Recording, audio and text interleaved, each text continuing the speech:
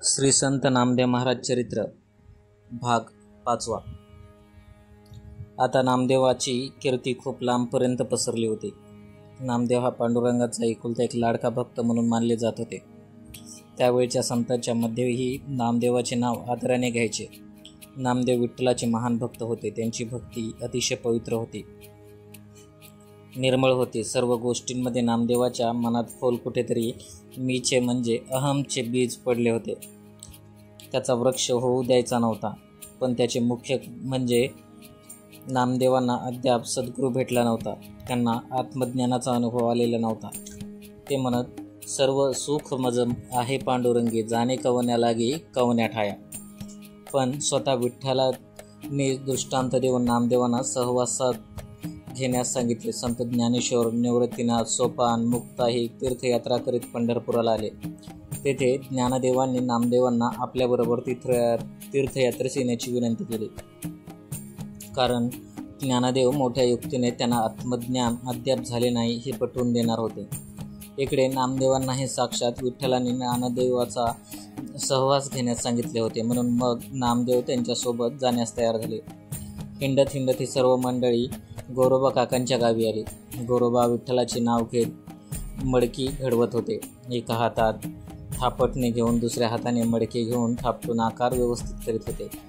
आलेली सर्व मंडळी जवळच बसली होती. छोटी मुक्ता गोरोबा काकांच्या जवळ गेली. हातातली थापटी घेऊन हे काय आहे असे विचारले. गोरोबा काकांनी ही थापटी आहे असे म्हणत असतानाच तिने ती थापटी घेऊन बसलेल्या संत मंडळीच्या डोक्यावर मारायला सुरुवात केली. निवृत्ती, ज्ञानदेव, सोपान व इतर संतांपैकी कोणी हू की चूक केलं नाही. पण ज्ञानदेवांच्या डोक्यावर थापटी मारताच ते जोराने कळवळले. लगेच मुक्ताई कच्चं मडकं म्हणून उड्या मारू लागली. आधीच पंढरपूर सोडल्याने मन हलके झाले होते. त्यात त्यांनी बरोबर घेऊन माझी अशी विटंबना केली असे त्यांना वाटले. ते आपल्या मनात म्हणाले, त्यांच्या शब्दावर विश्वास ठेवून यांच्याबरोबर इथे आलो हे चुकले. हे कसले आले आहेत संत? तेवढ्यात गोरोबा म्हणाले, बाळ तो बरोबर पार केलीस बरं. हे मडकं भाजून पक्क करायलाच पाहिजे. पण या बोलण्यातल्या परमार्थिक अर्थ न समजण्याचे नामदेवाला वाटले. बापरे, ही मंडळी आता आणखी भिजतात की काय? आता आणखी आपली विटंबना व्हायला नको. त्यापेक्षा आपण परत जाऊ. झाली एवढी माझी विटंबना पुरे झाली. मला आता क्षणभर इथे राहायची इच्छा उरलेली नाही. आता मी परत गेलेलेच बरे. यावर गोरोबा काका नामदेवाजवळ आले आणि त्यांच्या पाठीवरून हात फिरवून म्हणाले, नामदेवा, घाबरू नकोस. मुक्ताई तुझ्यावर माया करते म्हणून तिने तुझी परीक्षा करून तुझी उणीव सांगितली. अरे, घट भाजायला म्हणून तू एवढा घाबरतोस? अरे, घट म्हणजे शरीर. हे मन अनुतापाच्या दाहाने पक्के पोळून निघाले का नाही हे फक्त पाहायचे. तुझे मन लौकिकता तसे पोळून निघावे म्हणून तर आम्ही असे वागलो. अरे, परमार्थाने पळून निघाले मनच खऱ्या अर्थाने परमार्थाचा अधिकार प्राप्त करून घेते. नामदेवा, तुझी भक्ती भोळी आहे. तुला अजून परमार्थ स्वरूपाचे ज्ञान झाले नाही. ज्याची माहिती नाही, ज्याची ओळख नाही, त्याचे गुण माहीत नाहीत, त्याच्यावर प्रेम कसं करता येईल? प्रेम करायला त्याचे संपूर्ण ज्ञान नको का? असे म्हणतात ना की सद्गुरू वाचोनी सापडे ना सोय, धरावे ते पाय आधी. नामदेवा, अरे तू एवढा वाढलास, एवढा मोठा भक्त झालास, पण तुला अद्याप ज्ञानाचा डोळा लाभलेला नाही. सद्गुरूच्या कृपेशिवाय तो कोणालाही प्राप्त होत नाही. तेव्हा तू गुरु कर. तो औंढ्याला जात. तेथे शंकराचे मंदिर आहे. तेथे विसोबा खेचर म्हणून मोठे सत्पुरुष आहेत. त्यांचा अधिकारही मोठा आहे. त्यांना शरण जा. त्यांना गुरु कर. तेथेच तुला नवे नवे अनुभव येतील. तुझं हे कच्चं मडकं तिथं चांगलं पक्क होईल. तुझी कीर्ती आणखी वाढेल. तुझा अधिकार वाढेल. नामदेवांना काय करावे कळेना. मनाचा गोंधळ झाला होता. ते पंढरपुराला परत आले.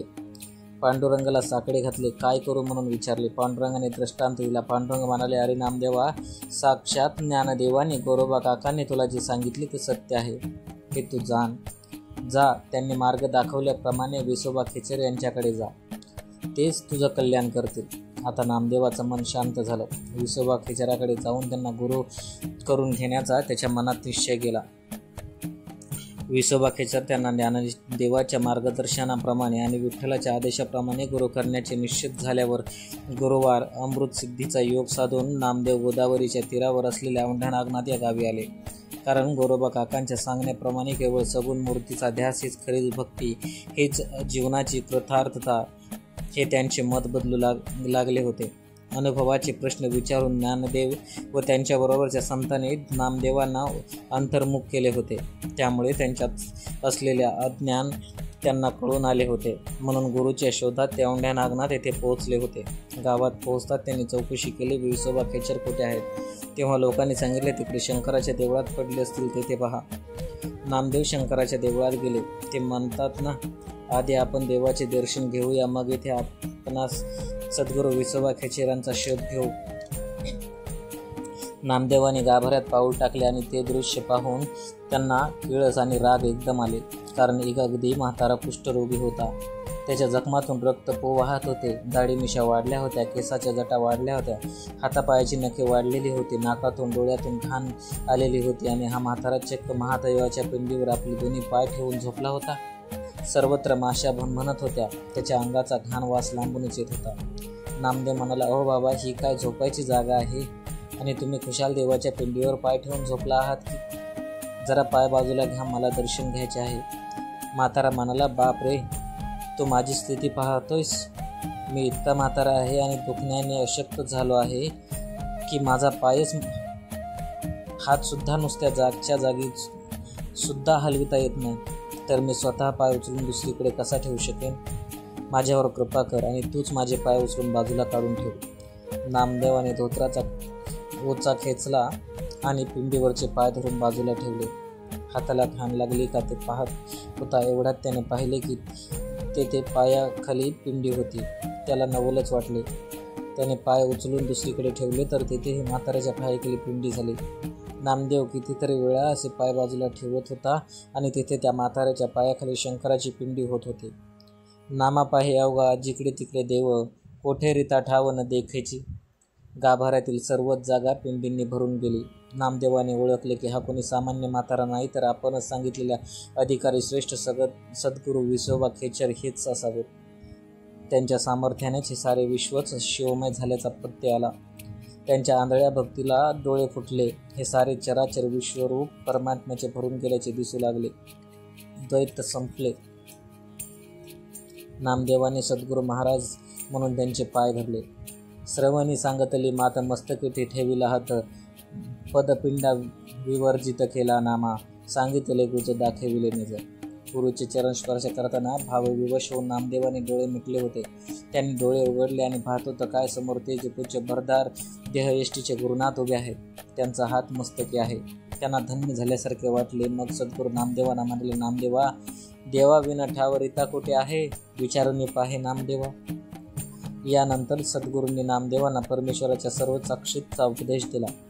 जाळीस्थळी, काष्टी, पाशाळी, चराचरी, थोडक्यात म्हणजे सर्वच ब्रह्मांडातच परमेश्वर भरलेला आहे, याचे दिव्य ज्ञान नामदेवांना दिले. नामदेवांना आता पूर्ण समाधान लाभले होते.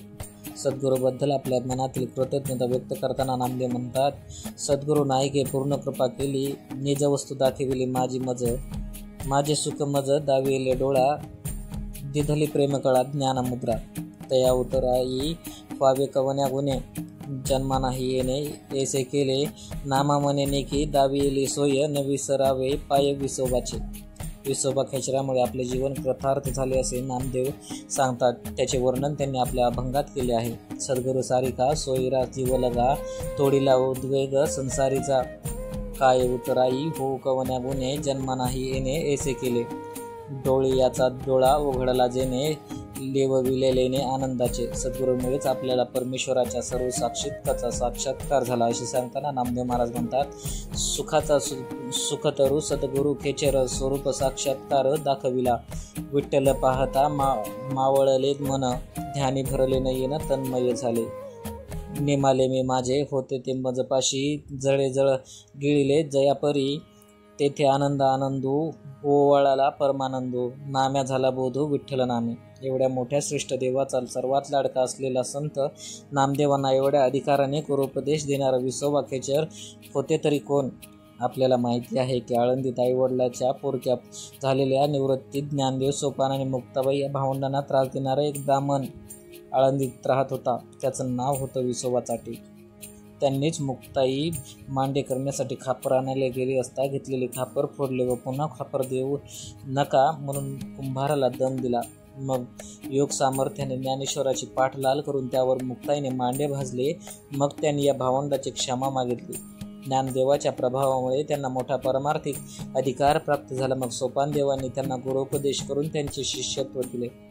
पुढे ज्ञानदेवांनीच विसोबांना सांगितले की तुम्ही औंढ्या नागनाथला जा, तेथील शिव मंदिरात जा, त्याची सेवा करा, प्रार्थना करा. शंकराच्या कृपेने तुमची मागली सर्व पापे दूर होतील. शंकरच तुम्हाला नवा मार्ग दाखवतील. तुमचा लौकिक खूप वाढेल. विसोबा औंढ्या नागनाथ येथे आले. शंकराची पूजा अर्चा करू लागले. पक्के शिवभक्त बनले तरी सुद्धा त्यांना अधूनमधून शिवाच्या पिंडीजवळ विठोबाची मूर्ती दिसत असे. पुढे विसोबाचा लौकिक वाढला. शंकराच्या दर्शनाला येणारे भाविक विसोबांना भेटत अडचणी सांगत विसोबा त्यांना धीर देत, मार्गदर्शन करून अडचणी दूर करीत. खुद विसोबा आपल्या एका अभंगात सांगतात, माझी मूळ पिटिका सोपान सद्गुरू, तेने माथा करू ठेवी येला. त्याचे कृपे करून मी पणा ठकलो, देहभाषा गेलो विसरून या. चांगियाचा अंगीकार मुक्ताईने केला. सोपाना बोलावला मजवरी, जन्म मरणाचे भय नाही आता. खेचरी तत्व मुद्रा दिली. जिकडे पाहे तिकडे आनंद भरला. खेचर सामावला तया माझी. गुरु उपदेश घेऊन औंढ्या नागनाथहून श्री नामदेव पंढरपूरला परत आले. त्यानंतर एक प्रसंग ईश्वर सर्व साक्षी आहे, विश्वव्यापी आहे. हा गुरु उपदेश त्यांच्या मनात किती बिंबला होता त्याचे हे एक उदाहरण आहे. एक दिवस नामदेव जेवायला बसले होते. ते जेवत असताना एक कुत्रा तेथे आला. नामदेव जेवताना त्यांची थोडे दुसरीकडे पाहिले. त्याचे लक्ष नाही असे पाहून कुत्र्याने झडप घातली. त्यांच्या ताटेतील भाकरी पटकन उचलली. नामदेवाचे लक्ष जातात तो कुत्रा तोंडात भाकरी घेऊन पळू लागला. नामदेव हो पाहून कळवळे. ते म्हणाले, अरे रे काय हे? पाहणाऱ्याला वाटले कुत्र्याने भाकरी नेली म्हणून नामदेवांना वाईट वाटले, पण तसे नव्हते. नामदेवाने वाईट नक्की वाटले, पण त्याचे कारण वेगळे होते. कुत्र्याकडे पाहता पाहता त्या कुत्र्याच्या जागी त्यांना पांडुरंग दिसू लागला आणि भाकरी घेऊन पांडुरंग पळत आहे असे वाटले. नुसती भाकरी खाल्ली तर पोटात दुखेल म्हणून तुपाबरोबर भाकरी खावी असे त्यांची आई त्यांना सांगत असे. आणि आता इथं साक्षात पांडुरंग आपल्या ताटातील नुसती भाकरी घेऊन जात आहे असे त्यांनी पाहिले. त्यांना वाटले पांडुरंगाची जर नुसती भाकरी खाल्ली तर त्यांचेही पोट दुखेल, म्हणून ते ताटातील तुपाची वाटी घेऊन कुत्र्यामागे पळू लागले. तसे कुत्रे पुढे पळाले. नामदेव हातात तुपाची वाटी घेऊन त्यांच्या मागे पळू लागले.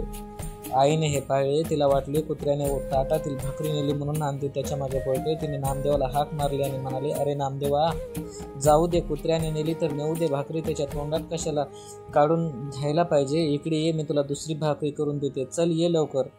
आईचे बोलणे ऐकून नामदेव म्हणाले, अगं आई, तू मला दुसरी भाकरी देशील ते ठीक आहे ग, पण हे बघ ना, पांडुरंग नुसती कोरडी भाकरीच घेऊन गेले आहेत, तूप नेले नाही. आता त्यांची नुसती कोरडी भाकरी खाल्ली तर त्यांच्या पोटात दुखेल का नाही? म्हणून त्या भाकरीवर त्यांना तूप देण्यासाठी मग बोलावतो. तर हे लांब लांब पळत जाते. मग मलाही त्यांच्या मागे जावे लागले. अशा तऱ्हेने ईश्वर सर्व साक्षी आहे, म्हणजे तो सर्वात भरलेला आहे. सर्वभूती परमेश्वर हा गुरु उपदेश त्यांनी पूर्ण आत्मसात केल्याचे दिसून येते. सर्व प्राणी मात्रात परमेश्वर दिसणे हे एक साधुत्वाचे लक्षण आहे. हे लक्षण ज्याच्या अंगी पूर्ण भिनलेले असते अशा सत्पुरुषाचा आत्मा तृप्त असतो. अशा व्यक्तीचे जीवन कसे असते ते नामदेव महाराज आपल्या अभंगात सांगतात. ते म्हणतात, भक्ती हेच भावे परब्रह्म पक्वान्न, गुरुमुखे जीवन जीविले. अनुभव भात लय लक्ष काढी, जेवणार गोडी घेत असे. सुख शांती शाखा भावर्त हा वडा, जेवणार गाढा आत्माराम. दया क्षीर धारी शांती पुरणपोळी, धृत हे कल्लोळी प्रेम माझे. विषयाचा गुरळा थुंकोनी सांडियला, नामा अंचवला संसाराशी. अशा तऱ्हेने नामदेवाने मार्गदर्शन केल्याप्रमाणे विसोबा खेचराकडून गुरु उपदेशाचे बोधामृत प्यायल्यानंतर संत नामदेव हे आता पूर्णावस्था प्राप्त झालेले संत झाले होते. विसोबा खेचरासारखे अधिकारी गुरूंमुळे आपल्याला परमेश्वर स्वरूपाचा साक्षात्कार झाला असे सांगतात. नामदेव महाराज म्हणतात, सुखाचा सुख तरु सद्गुरु खेचर, स्वरूप साक्षात्कार दाखविला. ईश्वर सर्वव्यापी आहे हा गुरु उपदेश त्यांनी पूर्ण आत्मसात केला होता. त्याचं एक आणखी उदाहरण त्याच्या जीवनात आपल्याला पाहायला मिळते. एकदा त्यांची आई गोनाई आजारी पडली. तिला खूप खोकला येत होता. कोणीतरी तिला सांगितले की तुम्ही बाबळीच्या ओल्या सालीचा काढा प्या, म्हणजे खोकला थांबेल. म्हणून तिने नामदेवाला हाक मारली आणि सांगितले की जा रे नामदेवा, कुऱ्हाड घेऊन जा आणि काढा काढण्यासाठी बाबळीच्या झाडाची साल काढून घेऊन ये. आईच्या सांगण्याप्रमाणे नामदेवाने कुऱ्हाड घेतली. गावाबाहेर बाबळीचे झाड होते, तेथे गेले. झाडाखाली पडलेली काठी दूर करून झाडाजवळ जाऊन झाडाची साल काढण्यासाठी झाडाच्या खोडावर घालून साल सोलली. त्यांनी झाडाच्या खोडाकडे पाहिले तर तेथून लाल लाल द्रव वाहत होता. सगळे झाड भीतीने थरथर कापत होते. त्याची काही पाने गळून पडली होती. नामदेवाने हे पाहिले आणि त्यांना अतिशय दुःख झाले. त्यांना वाटले की साल काढण्यासाठी आपण झाडावर घाव घातल्यामुळे झाडाला जखम झाली, रक्त वाहू लागले, त्यांना वेदना होऊ लागल्या. त्यामुळेच त्या झाडाचे सर्वांग थरथरत आहे. या झाडाला जीव आहे आणि या झाडातही परमेश्वर आहे. झाडावर घाव घालून जखम करण्यात आली. माझी मोठी चूक झाली. आपल्या हातून हा थोर अपराध झाला असल्याचे आपण त्याचे प्रायश्चित्त घेतले पाहिजे.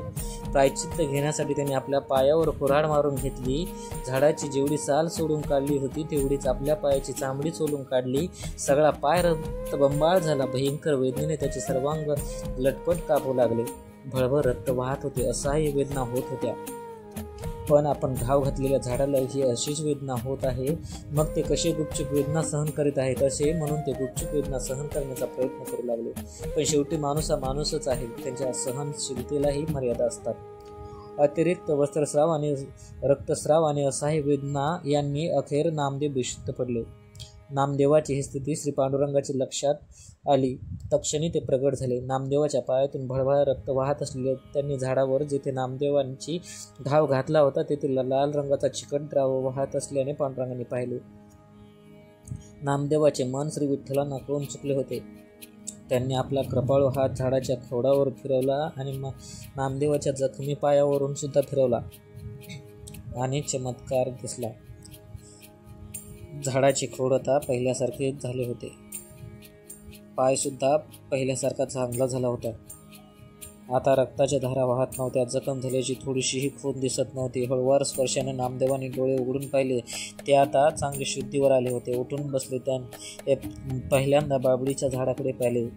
त्यांच्या खोडावर कुऱ्हाडीने घाव घातल्याची जराशी खून उरलेली नव्हती. मग त्यांनी आपल्या पायाकडे पाहिले. पाय पाहिल्यासारखा चांगला झालेला दिसत होता. समोर पाहिले साक्षात पांडुरंग उभा असल्याचा त्यांना भास होत होता. पांडुरंगाच्या कृपेनेच ते सर्व काही घडून आले हे त्यांना ताबडतोब समजले. धावत जाऊन त्यांनी पांडुरंगाच्या चरणावर माथा ठेवला. भक्तियुक्त आनंदाच्या उन्मत्नी अवस्थेत नामदेव आपल्याला घरी आले. वनाई घरात काम करण्यात मग्न होती. खोकला आपोआप बरा झाला होता. जणू चराचरातील व्यापून राहिलेला परमेश्वराची पारख नामदेवाला करता येत आली नाही हे पाहण्यासाठी परमेश्वराने स्वतः नामदेवाची अशी परीक्षा घेतली होती. अशा तऱ्हेने सद्गुरूंनी नामदेवाला दिलेल्या गुरुपदेशाप्रमाणे नामदेव आता सर्व चराचरातच परमेश्वराला पाहू लागले होते. अणुरेणू परमेश्वर व्याप्त असल्याची त्यांना जाणीव होऊ लागली होती. जेवणाच्या घासात आणि जगण्याच्या श्वासात त्यांना पांडुरंगाचा भास होत होता. अशा तऱ्हेने गुरुपदेशामुळे नामदेवाला ज्ञानाचा डोळा उघडला होता. भावनेच्या भक्तीला ज्ञानाची जोड लाभली होती. नामदेवाच्या भक्तीला पूर्णत्व आले होते. या प्रसंगातून सुलाखून पारखून निघालेल्या नामदेवाने कच्चे मडके आता पक्के झाले होते. भक्तीचा रस अंतरात्म्यात साठवून ठेवण्याची त्यांची क्षमता फार वाढली होती. त्यांच्या भक्तीला आता एक नवे मापदंड मिळाले होते. त्यांच्या पूर्वीच्याच भक्तीला आता एक नवी धार प्राप्त झाली होती. नामदेव आता एक परिपूर्ण संत बनल्याचे केवळ माणसातच नव्हे तर श्रेष्ठ संत मंडळीमध्ये त्यांचा दबदबा आता चांगलाच वाढला होता.